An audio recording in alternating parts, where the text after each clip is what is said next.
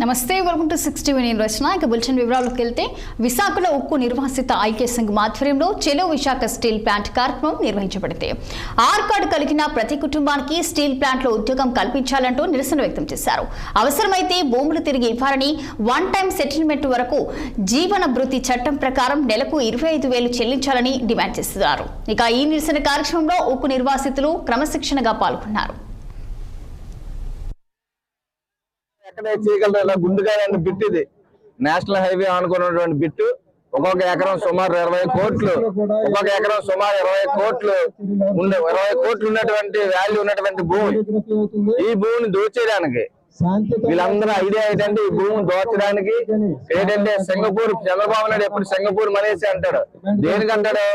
ఈ యొక్క సముద్రం ఆనుకున్నటువంటి భూమి పెద్ద ఎత్తున ప్రైవేట్ వ్యక్తులకు ఇచ్చేస్తే వాళ్ళ కంటైనర్స్ పెట్టుకోవడానికి, వాళ్ళు షిప్పింగ్ వ్యాపారం చేసుకోవడానికి ఈ స్టీల్ ప్లాంట్ తొలగించి నిజంగా సిగ్గు ఉండాలి ఉన్నటువంటి ఎంపీలందరికీ కూడా. ఎందుకంటే లేనటువంటి స్టీల్ ప్లాంట్, రానటువంటి స్టీల్ ప్లాంట్ కంట గనులు కావాలని తిరుగుతుంటారు. ఇప్పుడున్న స్టీల్ ప్లాంట్ గనులు అడగట్లేదు. ఈ విధంగా మోసం చేస్తూ స్టీల్ ప్లాంట్ ఎంత మంచి డెవలప్ అయినటువంటి స్టీల్ ప్లాంట్ ని అణిచేసేలు పెద్ద ఎత్తున మోసం చేసేటువంటి కార్యక్రమం జరుగుతుంది.